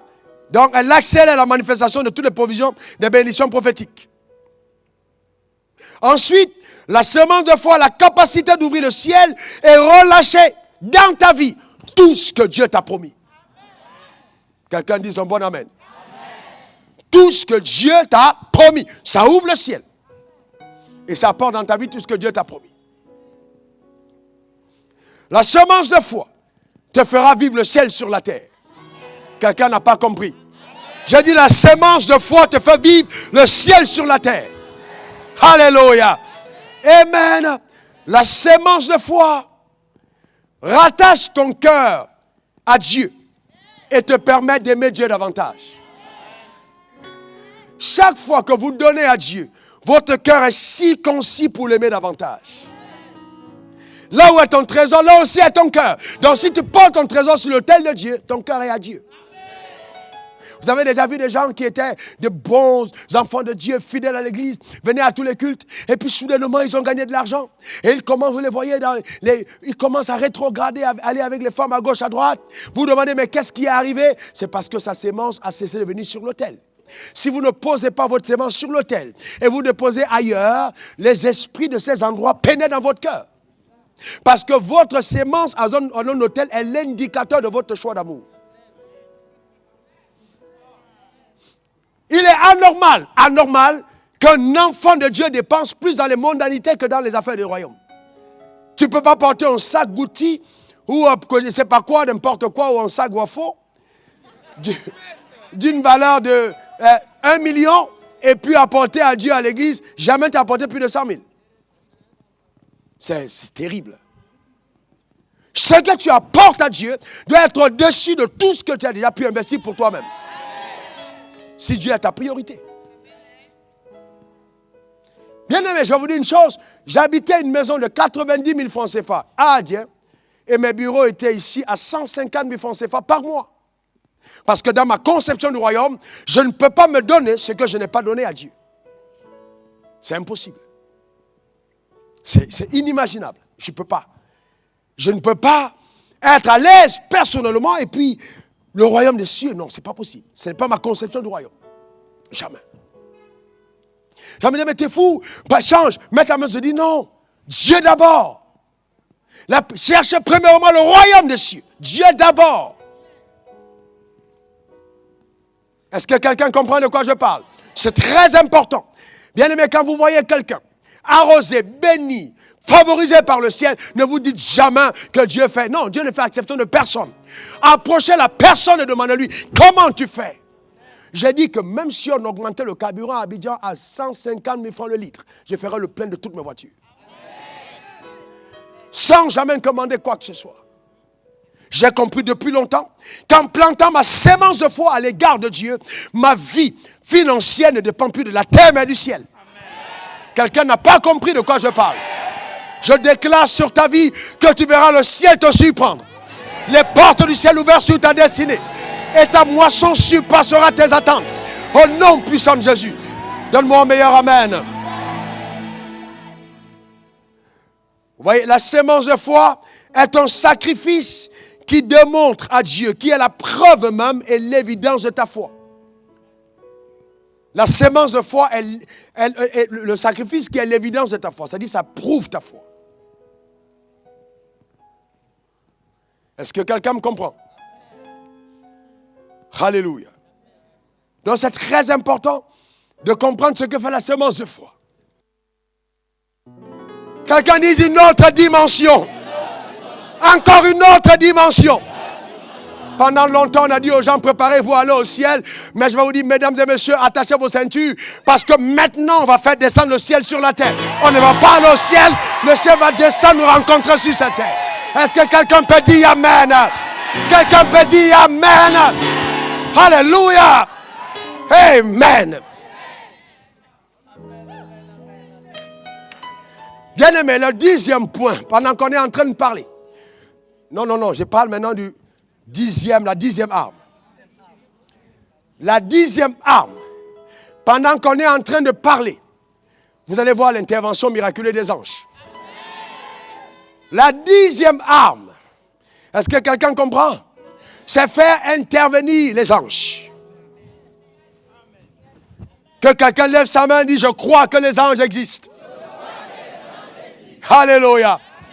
Bien-aimé, si vous ignorez l'existence des anges, vous perdez quelque chose de savoureux dans le combat spirituel. Un jour, j'ai été invité, prêcher dans une église où le pasteur était tombé sous la puissance des sorciers. Il a failli mourir à Yaoundé au Cameroun. C'est un jeune prédicateur. J'avais à peu près 2 ans de ministère. Et donc, on a appelé mon pasteur. Et mon pasteur m'a délégué. En fait, ce n'est pas moi qu'on a invité. Mais il m'a dit, vas-y. Donc, je ne sais pas si c'était par la peur ou par la foi. Dans tous les cas, je suis parti. Et donc, le pasteur était tombé. Donc, il s'agissait de faire un séminaire pour vraiment renforcer l'autorité de Dieu dans l'église. Et quand je suis arrivé à l'entrée de la ville a été, il y a 2 événements. Premièrement, la ville était fermée. Parce qu'on m'a dit, le président va passer. On est resté près de 2 heures à l'entrée de la ville. Je commençais à perdre mes nerfs. Je dis, c'est pas possible ça. Pourquoi on attend tant? Et puis le Seigneur m'a dit, je voudrais que tu observes ce qui se passe dans le monde occulte. Quand tu te déplaces et que tu vas quelque part. Je barre la route à l'ennemi. Et on attend ton arrivée. Bien, il dit à Moïse, on verra ça tout à l'heure, j'envoie mon ange au devant de toi. Ça dit pour faire quoi? Préparer le chemin. Est-ce que quelqu'un comprend de quoi? Vous n'allez jamais me voir, oh, j'ai fait les prières, je lis les sources. Non. Quand je sors de chez moi, je rends grâce à Dieu. Dès que les anges prennent le total contrôle, je dis, je m'en vais à tel endroit. Et l'armée de Dieu se met en marche. La même nuit, je me suis mis à prier dans la chambre. Je parlais en langue. Vous savez, vous êtes déjà arrivé de prier et puis en même temps, vous avez un peu peur. Moi, ça m'était arrivé. Vous priez, mais vous avez un peu peur. Et tu te dis, ah, comment ça va se passer demain? Et Dieu a ouvert mes yeux spirituels. Ce que j'ai vu ce jour a changé ma vie. À l'extérieur de la maison, pas un. J'ai vu des géants, j'avais des âmes qu'on ne peut pas décrire. Quand je pense à ça en adoration, je suis transporté à un autre niveau. C'est ce que j'ai vu ce jour, toute la maison. On m'a logé dans la maison d'un ministre du pays. Et il m'a logé, c'était très bien logé. Et puis je priais. Mes yeux sont ouverts. De toute la maison, il y avait une armée qui encerclait la maison. Et Dieu m'a dit, regarde, mon armée est avec toi. Vous savez, dans la Bible, les anges de Dieu sont aussi appelés l'armée du ciel. Dieu a une armée. Lève ta main droite, il dit, mon Dieu a une armée. Alléluia. Et vous voyez, donc les anges sont des esprits. Vous n'allez pas les voir avec vos yeux. Mais ils sont là. Dis à quelqu'un, ils sont là. Encore, ils sont là. Plusieurs personnes parmi vous, à l'église, ont eu des visions où ils voyaient des anges sur l'autel. Plusieurs fois. Je sais qu'ils sont là. Je sais. Les gens m'ont dit, oh, tu vas ouvrir ton temple. Derrière ma écran, c'est resté calme. Vous avez déjà vu la lumière panique avec les ténèbres? Vous avez déjà vu ça une fois? Oh, comment tu vas aller au village? Tu vas aller couper les arbres sacrés. Oh, on va te tuer. J'ai dit, restez calme. Oh non, faisons d'abord 7 jours de jeûne. Non, non. Bien aimé, il y a des moments où la révélation de l'identité vaut plus que tous les jeunes. Si je prends 7 jours de jeûne pour que Dieu me protège, Dieu est infidèle. Je reprends. Si je prends 7 jours de jeûne pour que Dieu me protège, il est infidèle. Toi, tu as ton enfant à passer un concours pour qu'il dorme sous ton toit. Pourquoi tu veux que Dieu, tu fasses d'abord des jeûnes, etc. pour qu'il te protège? Dieu te protège parce que tu es son fils. D'abord. D'abord parce que tu es son fils. Pas parce que tu pries, pas parce que tu jeûnes. Bien que la prière et le jeûne sont importants, mais ce n'est pas à cause de ça qui te protège. C'est d'abord parce que tu es son fils. Si tu n'es pas son fils, même ta prière ne sera pas écoutée. Il ne va même pas t'écouter. Donc c'est important, bien aimé, de comprendre qu'au-delà de nous, nous avons une armée. Dis, il y a une armée. Encore, il y a une armée. Mais regardez ce que la Bible dit dans Hébreux 1, versets 13 à 14. Regardons rapidement. Hébreux 1, 13 à 14. Auquel des anges a-t-il dit, assieds-toi à ma droite, jusqu'à ce que je fasse de tes ennemis ton marchepied. Verset 14. Ne sont-ils pas tous des esprits? Ils sont quoi? Au service de qui? De Dieu. Envoyés pour exercer un ministère en faveur de ceux qui doivent hériter. Quels sont ceux qui sont ici et qui doivent hériter le salut?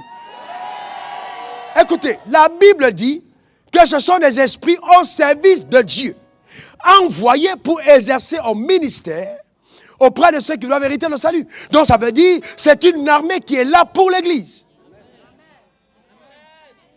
Est-ce que quelqu'un me comprend? C'est une armée qui est là pour l'Église. La Bible dit, l'ange de l'Éternel la garde de tous ceux qui le craignent. Donc l'ange, vous voyez, est présent. Dieu a son armée. Et vous voyez, les gens qui passent tout leur temps à dire, oh, Satan est puissant. Vous devez comprendre ceci. D'abord, si on veut aller en nombre, Satan est 1 tiers, l'armée est 2 tiers. Ça veut dire que s'ils sont 6 000, il y a 12 000. En nombre, l'armée du ciel est plus nombreuse. Ensuite, allons-y, Eux, ils sont déchus, les démons. Et ils ont perdu leur grâce, ils ont été disgraciés. Alors que les autres sont encore dans la puissance de Dieu. Pourquoi paniquer? Pourquoi paniquer? Nous avons une armée plus puissante, plus redoutable que l'armée ennemie. Est-ce que quelqu'un peut dire, je le crois? Voyez, donc c'est important. Si ces démons qui perturbent le monde physique sont des anges déchus, à plus forte raison, les anges qui sont encore remplis de leur puissance, qui sont encore dans une bonne relation avec Dieu, opérant sous le couvert du Tout-Puissant, sont capables de grands dégâts. Un jour, je vous raconte une histoire, je crois que c'est mes anges qui avaient intervenu avant de revenir là-dessus.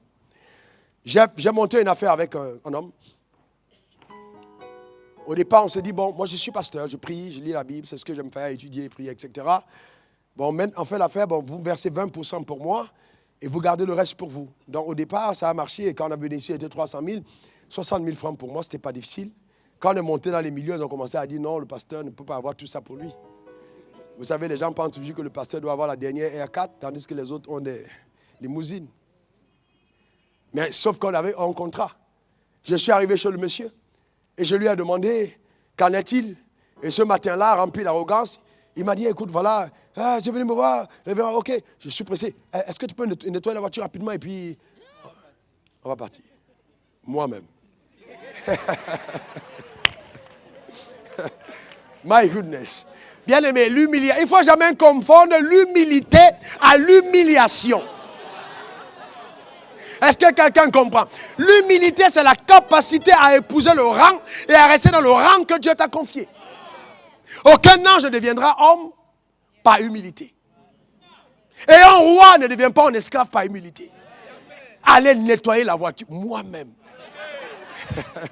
Je peux faire ça si c'est la voiture de ma femme, d'accord, mais attends, chez moi-même, d'accord. Mais quelqu'un me dit, nettoie la voiture. J'ai regardé le monsieur. Je me suis dit, il doit devenir fou. Donc je suis sorti de chez lui, de cœur en feu. Et quand je sortais, j'ai juste secoué les pieds de mes pieds et je suis parti. Ce jour-là, les anges de Dieu qui sont à mon service, j'en suis certain, c'est eux qui ont opéré. 2 semaines après, c'est pour lui, moi j'avais prié pour lui, il a eu un enfant. 2 semaines après, ils sont partis à Bassam, l'enfant a disparu jusqu'aujourd'hui. 3e semaine, après ça, les 2 voitures achetaient de l'argent de cette affaire, braquées, parties. La Bible dit, ne touche pas à mon oint. Bien aimé, j'ai découvert dans la Bible, en étudiant la parole sur les anges, que souvent la destruction ne vient pas de Satan. Oh, quelqu'un n'a pas compris. Ceux qui ont frappé en Égypte et qui ont tué les premiers-nés, ce n'étaient pas les démons. C'était des anges en mission pour terrasser les adversaires. Il y a des moments où les gens vont être court-circuités à cause de toi. Les anges de Dieu sont à ton service. Quand tu te restes calme et que tu évoques ton alliance, ils entrent en scène. Pour commencer à intervenir à ta faveur, je déclare sur ta vie que le sorcier de ton village qui prend le temps d'insister dans le combat contre toi, oh, s'il ne se répand pas dans les jours qui viennent, on le retrouvera mort couché sur son lit, car la terreur de Dieu aura frappé au nom puissant de Jésus. Quelqu'un dise Amen. Est-ce que quelqu'un comprend de quoi je parle? Nous avons une armée. Et vous savez, les anges de Dieu ont toujours agi pour les saints. Toujours. Quand Moïse sortait avec le peuple, l'ange est venu dévisser les roues des chars. Vous savez, les anges existent, bien aimés. Quand je marche, vous m'avez déjà vu marcher? Si vous êtes dedans, vous dites, mais c'est quel le général qui arrive? Je ne marche pas. Non, quand je marche, je pose les pieds, je regarde. C'est-à-dire, je suis certain moi-même que je vais quelque part. Je suis conscient. C'est-à-dire, rien que la révélation de qui je suis. Je suis un spectacle pour la nature. On regarde, mais c'est qui ce gars? C'est le fils de Dieu, c'est le serviteur de Yahweh, c'est le petit frère de Jésus. Il y a quelque chose. Est-ce que quelqu'un comprend de quoi je parle? Amen! La Bible dit que nous sommes les témoins de Dieu. Est-ce que quelqu'un peut se lever et puis avoir la considération pour qui il est? Amen. Dis, j'ai de la valeur aux yeux de Dieu. Amen. Alléluia. Dis, j'ai de la valeur aux yeux de Dieu. Alléluia. Tu peux t'asseoir. Est-ce que tu le crois? Les anges ont toujours agi. Les anges ont toujours agi pour les saints. Regardez le cas de Moïse. Exode 23, verset 20.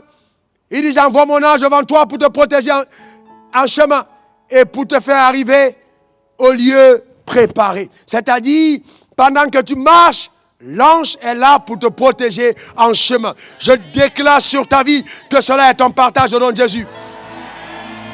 Vous allez bien comprendre quand le petit amen que vous dites, ce que ça fait comme impact. Tout à l'heure, vous allez comprendre pourquoi il faut dire amen. Est-ce que quelqu'un comprend de quoi je parle? Il y a des paroles, quand on les relâche, elles sont chargées d'ordre prophétique. C'est-à-dire, on relâche, ça sort comme un ordre. Et les anges se tournent maintenant pour servir les saints. Et ils attendent ceux qui disent amen. Quand tu dis, oh, est-ce que quelqu'un comprend de quoi je parle? Quelqu'un peut dire amen. Alléluia. Amen. Amen. Est-ce que quelqu'un est avec moi? Ce soir, je vais passer des commandes en ta faveur. Tu n'as pas compris de quoi je parle. Je vais passer des commandes au ciel en ta faveur. Et les anges vont descendre chez toi pour te livrer les commandes. Assieds-toi d'abord, bien-aimé. Assieds-toi d'abord. Amen. Est-ce que quelqu'un comprend de quoi je parle? Bien-aimé, les anges existent. Dis à ton voisin, les anges existent. Ils ont rendu visite à Abraham. Non, c'est moi qui parle maintenant. Ils ont rendu visite chez Abraham. Vous savez que s'il n'était pas arrivé chez Abraham, sa femme n'aurait jamais accouché. C'est quand ils sont entrés chez Abraham que les choses ont changé. Quand ils sont partis, c'était terminé. Ils sont arrivés à Sodome. Ils ont récupéré Lot. Il dit, sors d'ici. On est venu détruire. 2 anges. Ils ont mis à sac et à feu une ville. 2. Ils disent, viens ici.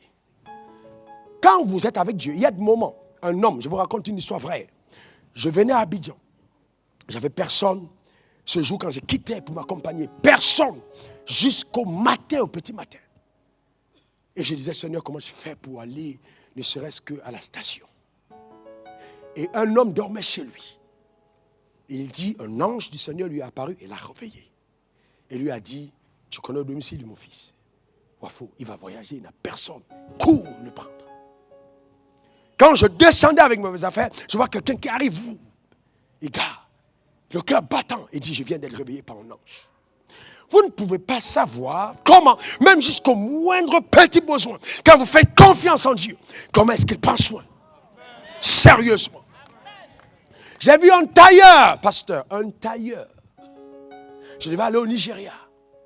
Même chose. Il dormait la nuit. Un ange lui est apparu, prend 30 000 francs de ta recette, va donner à Harold Wafo. Il s'en va au Nigeria, il n'a pas d'argent. Le lendemain, il a apporté. Pour un tailleur à l'époque, les 30 000 représentent 300 millions aujourd'hui pour moi. À l'époque.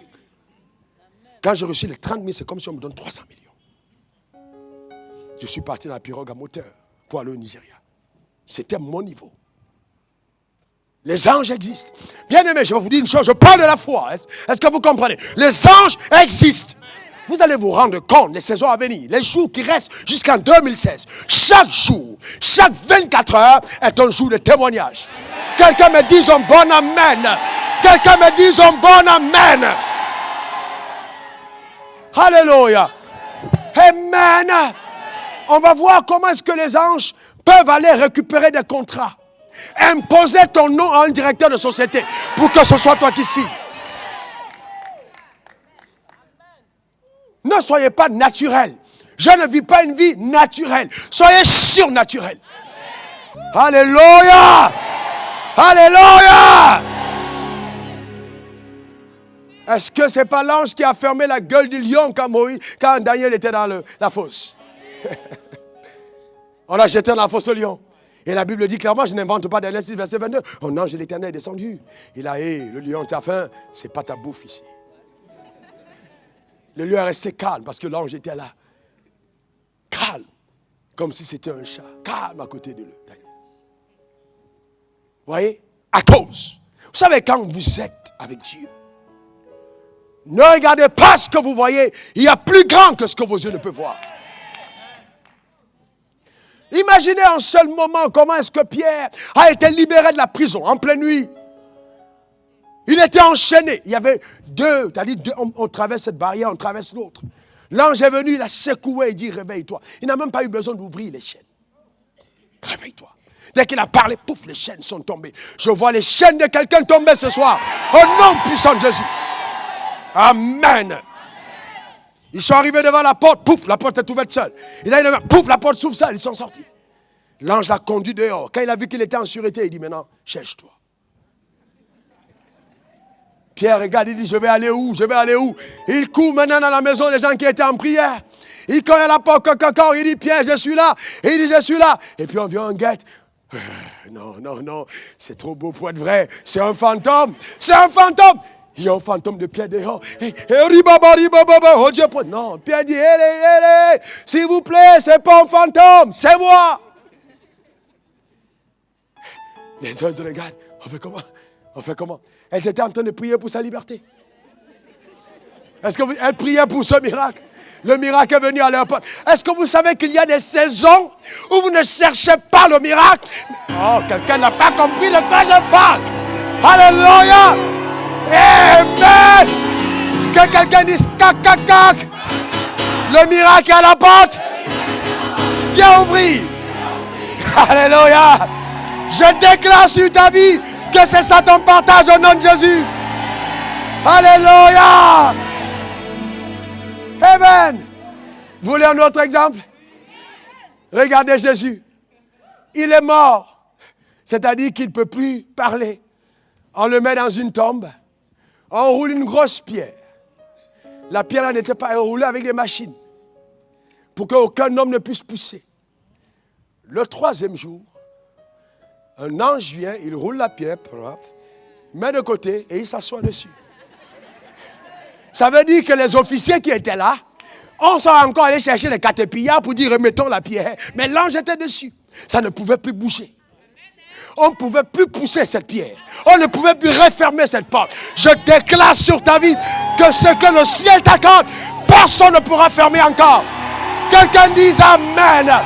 Ce miracle, personne ne pourra le changer. Quelqu'un dise Amen. Ta promotion, personne ne pourra l'arracher. Quelqu'un dise Amen. Ton mariage, personne ne pourra le contester. Alléluia. Amen. Quand l'ange roule la pierre, personne ne peut la ramener. Il s'est assis dessus. Amen. Il y a des gens en sorcellerie, on prend ton truc, on s'assoit dessus.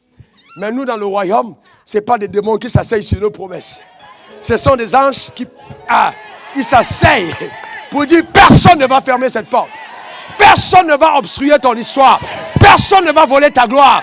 Personne ne va falsifier ce qui te concerne. Est-ce que quelqu'un comprend de quoi je parle? Personne ne pourra contredire ce que Dieu a arrêté à ton égard. Les plans forgés par Dieu pour ta vie se réaliseront pleinement. Personne ne pourra falsifier. Quelqu'un dise Amen. Alléluia. Je veux juste te dire ce soir que tu deviens ce que tu es. Quelqu'un n'a pas compris de quoi je parle. Je dis ce soir que tu deviens ce que tu es. Est-ce que quelqu'un me comprend? Ce soir, il y a assez d'onction ici pour t'amener à devenir ce que tu es. Alléluia. Personne ne va falsifier ton histoire. Dis personne. Bien-aimé, nous allons dans le surnaturel. Dis à quelqu'un, on va dans le surnaturel. Dis-le à quelqu'un, nous allons dans le surnaturel. Alors maintenant, on va voir rapidement et nous allons prier. J'ai dit ce soir, écoute-moi très bien, ce que le ciel a écrit concernant ton histoire, je te dis sérieusement, ce soir, pas demain, tu pourras rentrer chez toi dormir dans l'assurance certaine que les choses sont en train d'aller dans le sens de ce que le ciel a promis.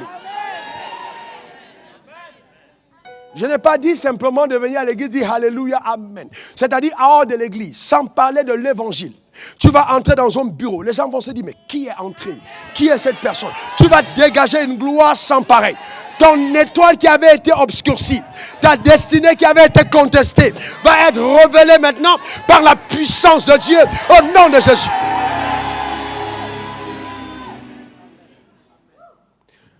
Dis après moi, je mets mes anges au service. J'envoie mes anges en mission. Pour ma destinée. Car je sais qu'il n'y a pas un seul domaine dans la vie où les anges sont incapables d'agir. Je crois en leur ministère. Et ce soir, j'appelle leur assistance à mon égard. Au nom de Jésus. Amen. Amen. Amen. Asseyez-vous un moment. Première chose que vous devez savoir pour mettre l'ange en mission. Parce que beaucoup de personnes ne savent pas comment est-ce qu'on met un ange en mission. Comment j'appelle le service des anges. Première chose, la conscience de leur présence. Madame, la conscience de leur présence. Chacun doit être conscient de la présence des anges. La conscience de leur présence. Ça veut dire quoi, Madame Naté? Tu sors de ta maison. Tu vas quelque part. Ne fais pas comme des religieux. Tu vas quelque part. Tu remercies le Seigneur. Tu dis, Seigneur, je sors. Je te confie cette journée. Je sais que ta bonté et ta fidélité ne sont point à leur terme, qu'elles se renouvellent chaque matin. Merci pour les anges qui m'escortent et la haute protection dont je suis l'objet. Je crois qu'en ce jour encore, je vivrai des miracles exceptionnels. Et tu t'en vas. Simplement. Simplement. Quelqu'un m'a dit, mais c'est aussi simple. Le royaume de Dieu est simple. Le royaume de Satan est compliqué. Est-ce que quelqu'un comprend? Je ne t'ai pas dit d'attacher les coris sur les reins, de faire une danse à la pleine lune. Je t'ai juste dit de dire des paroles. Oh, si simple. Est-ce que quelqu'un comprend de quoi je parle? Dis à ton voisin, le royaume des cieux est simple. Deuxième façon, pour amener les anges à ton service, affirmer la parole de Dieu. Affirmer la parole. J'ai dit bien affirmer. Vous allez comprendre pourquoi. Psaume 103, verset 20, il est écrit, bénissez l'Éternel, vous ses anges, qui êtes puissants en force. Les anges sont puissants en quoi? Oh, je vous entends par là-bas. Les anges sont puissants en quoi? Très bien. Et regardez ce qu'il dit, Psaume 103, verset 20, et qui exécutait ses ordres en obéissant à la voix de sa bien-aimée. S'il vous plaît, arrêtez-vous un moment. Je veux que vous compreniez, parce que ça, c'est très important. Les anges obéissent à quoi? Aux croyants, à Dieu, à qui? Qui met Dieu en mission? Qui met les anges en mission? Dieu, le croyant. À quoi les anges regardent pour agir? Donc, ils exécutent les ordres de qui? De Dieu. Mais comment est-ce qu'ils exécutent les ordres de Dieu? En obéissant à la voix de bien-aimé. Chaque promesse de Dieu à ton égard est un ordre qu'il a déjà donné. Maintenant, écoutez-moi très bien. Écoutez-moi très bien. Les anges attendent celui qui va confesser la voix de la parole. Josué 1, verset 8. Que ce livre de la loi ne s'éloigne pas de eux. Pourquoi de la bouche? Parce que quand tu parles, tu mets les anges en mission. Comment est-ce que quelqu'un dira par exemple, oh je suis la tête et non la queue, je suis en haut et non en bas, je suis béni et non maudit. Comment est-ce que ça arrive? Les gens diront, Dieu a agi. La parole. Mais comment est-ce que ça arrive? Les anges récupèrent la parole et exécutent les plans contenus dans la parole. Est-ce que quelqu'un a compris? Quand tu déclares, par exemple, je suis en bonne santé, les anges médecins du ciel descendent dans ton corps pour enlever le mal. Parce que quand ils entendent, je suis en bonne santé, ils savent que Dieu a donné un ordre pour la santé.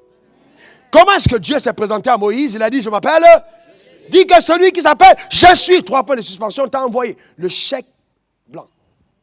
Chacun remplit ce qu'il veut. Tu n'as pas compris de quoi je parle. Dieu t'a donné un chéquier en blanc. Et il dit, mets le montant. Passe ta commande toi-même. Remplis. Dès que tu remplis, laisse mes anges agir. Celui qui s'appelle Je suis. Donc quand il dit Je suis, les gens disent, ah, il y a une mission télécommandée. Fatigué. Ils disent, oh, c'est pas nous qu'on a appelé. Les démons disent, ok, on va en mission maintenant. Comme il a dit fatigué, on va opérer.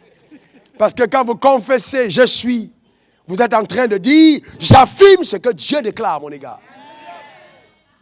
Que ce livre de la loi ne s'éloigne pas de ta bouche. Vous allez vous rendre compte donc que si vous voulez avoir le maximum de promesses, de bénédictions, il faut connaître le maximum de promesses.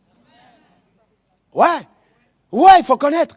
Il y a des gens qui ne savent pas que Dieu veut qu'ils soient en bonne santé. Il y a des gens qui ne savent pas que Dieu veut qu'ils soient intelligents, qu'ils soient sages. Oh non, moi je ne suis pas allé à l'école. Je ne sais pas, pasteur, prie pour moi. Même un petit job de 65 000, 50 000, ça va m'arranger. Non. À partir du moment où tu es enfant de Dieu, il n'y a plus que je n'ai pas diplômé. Non. Si tu as un problème, viens t'asseoir ici à l'église pendant 1 an. Après, je te donne une agrégation supérieure de l'école supérieure du ministère, du royaume. Est-ce que quelqu'un qui veut dire école supérieure du royaume. Très bien. Vous voyez? Donc, si tu vas dans cette académie, il n'y a pas de que tu ne suis pas sage. Les anges même viennent te donner la sagesse et l'intelligence. J'ai à quelqu'un surnaturel. Encore surnaturel. J'ai vu beaucoup de pasteurs qui disent, oh, pasteur, donne-moi mon diplôme pastoral. J'ai dit, tu fais quoi avec le diplôme pastoral? Non, parce que souvent, quand je vais dans les endroits, on me demande si je suis pasteur, montre ton diplôme. Si on te demande ton diplôme, ça veut dire que tu n'es pas pasteur. Quelqu'un n'a pas compris de quoi je parle. Si on te demande, depuis que je suis pasteur jusqu'à aujourd'hui, on ne m'a jamais demandé mon diplôme. Jamais. Parce que quand je parle même, tu dis non, c'est clair que ça, il n'y a pas à contester. C'est un homme de Dieu. Comment on demande mon diplôme? Est-ce que quelqu'un comprend de quoi je parle? Non, c'est mon diplôme. Voici, je suis bishop. Je suis archbishop. Les gens qui commencent à présenter leur titre, ils ont perdu la notion de la foi en Dieu. Est-ce que quelqu'un est avec moi? Ce n'est pas une affaire de non. Diplôme, non. Je suis avec toi. Que quelqu'un dise, je suis avec moi. Alléluia. Donc tu affirmes la parole. Mais comment est-ce qu'on aura le succès dans un monde agité et tourmenté sans mettre les anges en mission? Il faut affirmer la parole. Bien aimé. Est-ce qu'il y a des gens ici ce soir qui croient qu'ils vont être comme moi, mourir sans jamais plus connaître la pauvreté?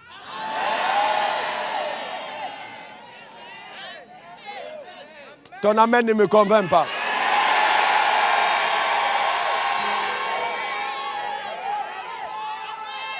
Un jour, vous savez, le premier gars qui m'a fait monter la limousine, c'est mon imprimeur d'aujourd'hui. Il n'est pas loin. Hein. Il y avait une limousine Mercedes, il m'a fait monter la limousine. Et je disais tous les jours que je suis un homme très riche.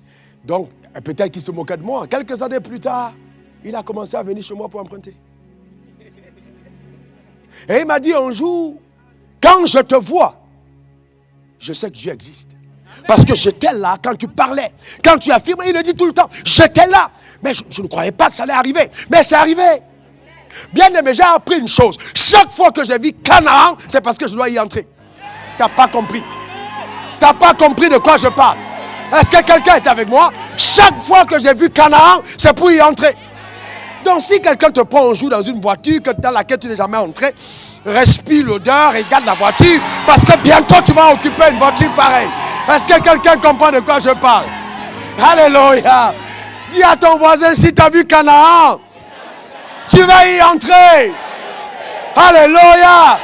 Dis-le comme si tu le crois. Si tu as vu Canaan, tu vas y entrer. Alléluia. Ces géants ne sont pas plus puissants que les anges. Les Essiens, les Éboussiens, les Philistins, etc. Ils seront ravagés par la main de Dieu.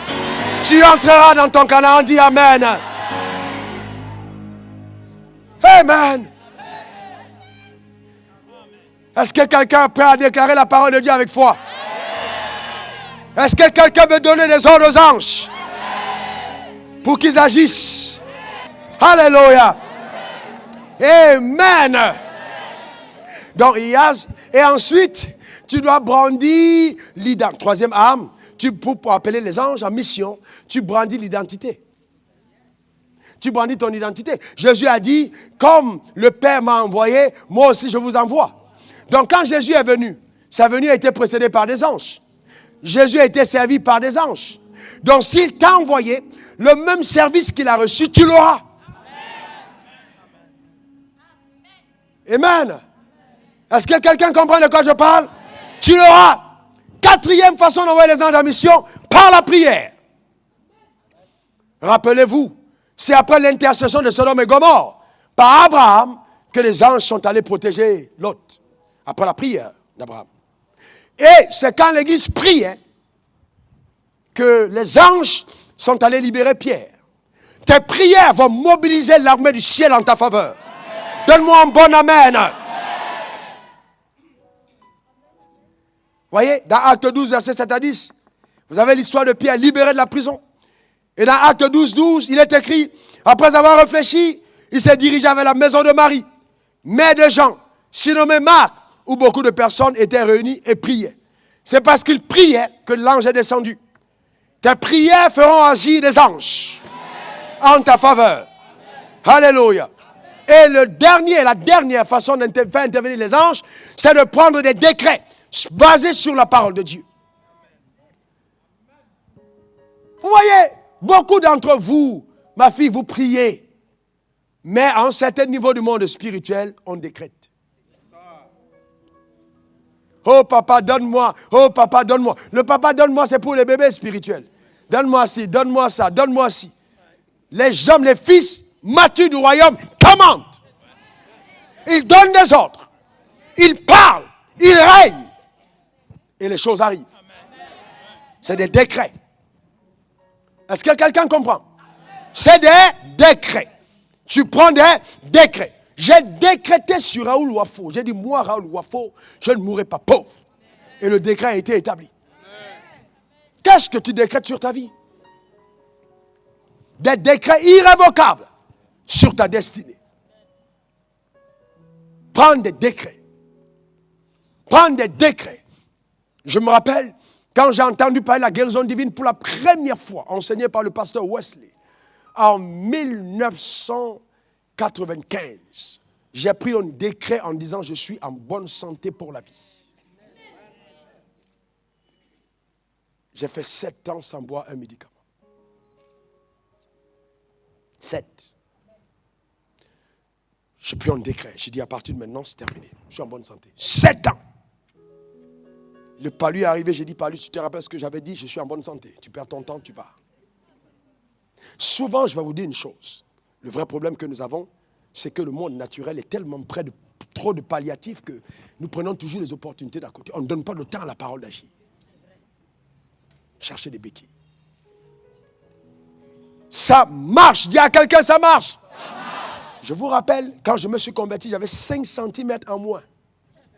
Et j'avais passé l'âge de grandir. Sérieuse histoire. Je suis plus grand que tous mes frères. Au départ, ce n'était pas ça.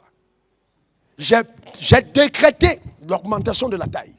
5 cm de hauteur en plus. Le problème, c'est que vous ne prenez pas de décrets. La Bible marche. La Bible marche. Est-ce que quelqu'un comprend? Ça marche. Est-ce que ça va? Ce soir, on va prendre des décrets. J'ai dit, ce soir, on prendra des décrets. Est-ce que quelqu'un est prêt pour des décrets ce soir? Alors maintenant, tu es libre, tu peux te lever. On va décréter. On va prendre des décrets ce soir. Je te rappelle. Écoute-moi très bien. C'est vrai que la position debout est une position d'autorité. Ou assis en même temps, pas de problème. Mais on va tous décréter la parole. Est-ce que quelqu'un comprend? Ça va pour chacun d'entre nous? N'oubliez pas que le décret, ce n'est pas « s'il te plaît, s'il te plaît ». C'est un autre. Quelqu'un lève sa main droite vers le ciel et dit après moi « Assez, c'est assez ». Maintenant, le salut est arrivé. Et le règne de notre Dieu. Et l'autorité de son Fils. Oui, je vis une saison exceptionnelle de gloire dans la présence de Dieu. Moi, Raoul Wafo, écoutez-moi cieux, écoute-moi terre. J'ai été établi dans ma génération pour être un témoin de Dieu. Et je déclare que ce témoignage est réel et manifeste. J'appelle sur ma vie maintenant la manifestation de toutes les promesses d'alliance rattachées à mon existence. Et je déclare en tant que fils d'Abraham, l'héritage de la terre est mienne. Baisse-toi maintenant, prends un peu de terre. Est-ce que quelqu'un est là? Lève la terre comme ça et regarde la terre. Dis terre de Côte d'Ivoire. Terre du monde. À cause de mon alliance avec Dieu, il m'a été mandaté de dominer sur toute la terre. Alors, terre, je domine sur toi. Et je t'ordonne de me donner, selon la parole de Dieu, toutes les promesses rattachées à ma gouvernance. C'est pourquoi je t'ordonne de me donner tes meilleurs fruits, ta graisse, la meilleure production, qu'elle me soit accordée. Terre, terre, terre, écoute ma voix, livre-moi tes fruits. J'ordonne maintenant sur cette terre que le ciel sur toi soit ouvert, soit ouvert, soit ouvert, soit ouvert, et que la pluie d'en haut descende et t'arrose. Terre, terre, ma terre, pour moi, tu ne seras pas stérile. Pour moi, tu porteras des fruits. Pour moi, tu ne retiendras aucune promesse. Terre, terre, ma terre, sur toi, je règne. J'ordonne, à cause du règne sur toi, que tout ce qui est produit par toi me soit donné. Je parle au cacao, au café, au pétrole, au diamant, au bauxite. Je parle à tout ce qui est construit sur la terre, aux maisons. Je parle à tout ce qui se pose sur la terre, les voitures, les avions. Je parle même aux bateaux qui accostent au bord des mers. Je dis maintenant, richesse de la terre, vers moi, tournez-vous et servez-moi. Au nom de, au nom de, au nom de. Maintenant, donnez-moi une bouteille d'eau, s'il vous plaît. Lève ta main vers le ciel, dis le ciel est ouvert sur ma tête. Et les trésors des nations me soient accordés. Maintenant, écoutez-moi bien, bien-aimés. Déplacez un tout petit peu ça. Il y a eu des libations qui ont été faites dans nos villages. Et les ancêtres ont parlé sur nos terres. Mais ce soir, qui croient que nous avons plus de pouvoir qu'eux, on va annuler et réverser de l'eau pure le symbole de la parole sur cette terre et déclarer que la terre de cette ville, la terre des nations, apporteront à notre égard ce que le ciel nous a réservé. Et que toutes les paroles mensongères qui ont été dites ne vont plus mobiliser les démons à notre égard.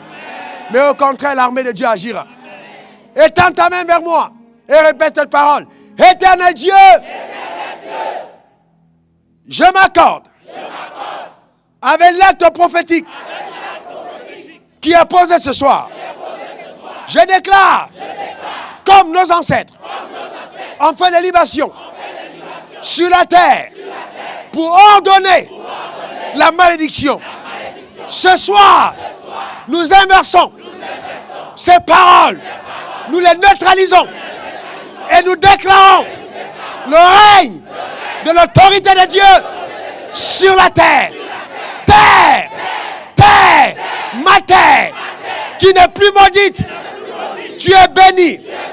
Par ces paroles, je neutralise ce que mes ancêtres ou mes contemporains ont fait et qui continuent de parler à ma défaveur. Écoutez-moi bien.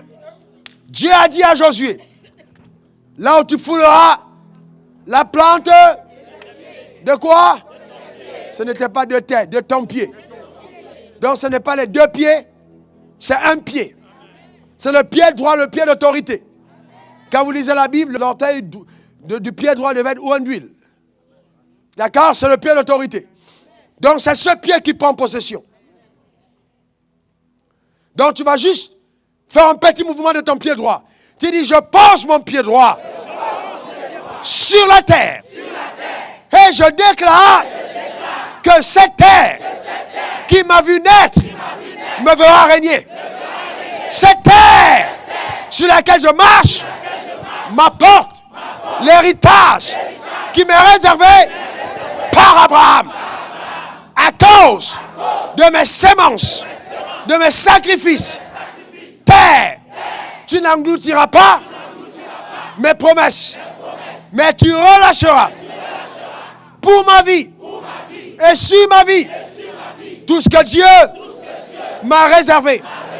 Je déclare sur cette terre, mes ennemis sont mis en déroute, car El Shaddai est à mes côtés. Je marche, je règne, je domine, car la main de Dieu est sur ma vie. Je déclare, sur cette terre, je suis en bonne santé, je suis sage, intelligent, je prospère dans toutes mes entreprises. Oui, sur cette terre, je possède des maisons que je n'ai pas bâties, que je n'ai pas achetées, mais qui me sont données.